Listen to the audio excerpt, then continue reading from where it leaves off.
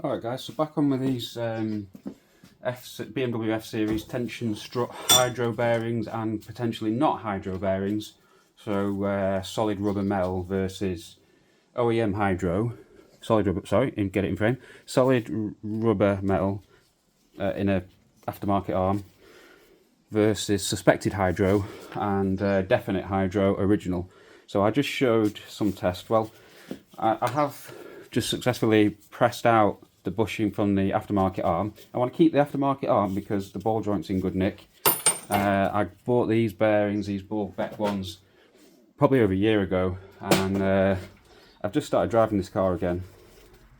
Girlfriend was driving it for a while, and you know, just like seeing what needs fixing on it or what can be improved. So I did a bit of a test before. I had this bushing on its own, which I wasn't sure if it was hydro or not. This Borg and Beck one, bought from Parts in Motion. I suspect it is hydro. I had the arm with a suspected solid rubber bushing, which was very firm in the vise when trying to flex the arm, holding from the bushing and trying to flex the arm like this. OEM arm did this. It's an older arm, but it's not leaking. The aftermarket one barely moved.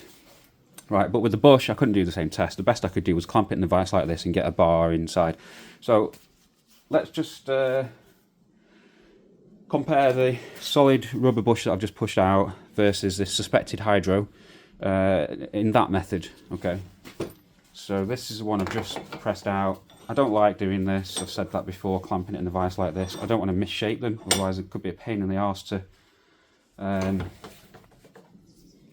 press in.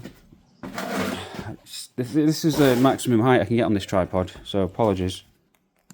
Just try and do that maybe. Right, so that's just loosely held in the vise. So this is, let me get it so the screwdriver's not going up against that channel that's milled in there. Right, okay, so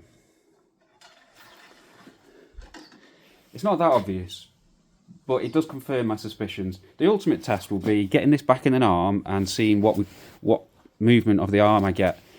And I will show that in what's going to be video number 3, I suspect. So anyway, bushing that I've just pressed out that I'm fairly sure is solid rubber. The car's felt too hard since it went in, all sorts of stuff. Hence why I'm doing this. And if I wasn't sure, I would just be putting my original arms back in and I'd be ordering some other bushes that actually say hydro in the description. Anyway, stop waffling. So, right, what can you see there? Not a lot, right? This is unscientific. I should have some sort of gauge for how much I'm pulling, but just look at how much the screwdriver bends and how much the bushing moves, right? It doesn't, no matter how hard you push, it doesn't move much. The deflection is pretty small. Sorry, you can't see much there, can you? One sec.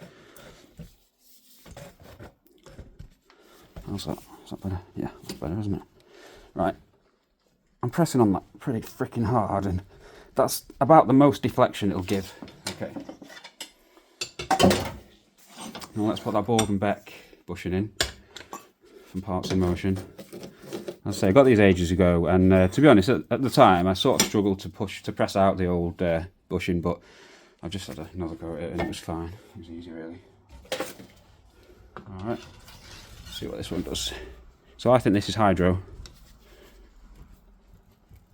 And you can see it deflects quite a bit more. I think that's fairly obvious, really. There's a good amount of deflection, isn't there? So there we go. I will do a third video once this is in the arm, and I'll do that levering the arm test. This versus the original BMW that is old, you know, could have been on the car for 100,000 miles. I don't know. It may have been changed in the past, may not. The rubber's got cracks in it, but I don't believe it's lost its fluid. Alright, cheers, thanks.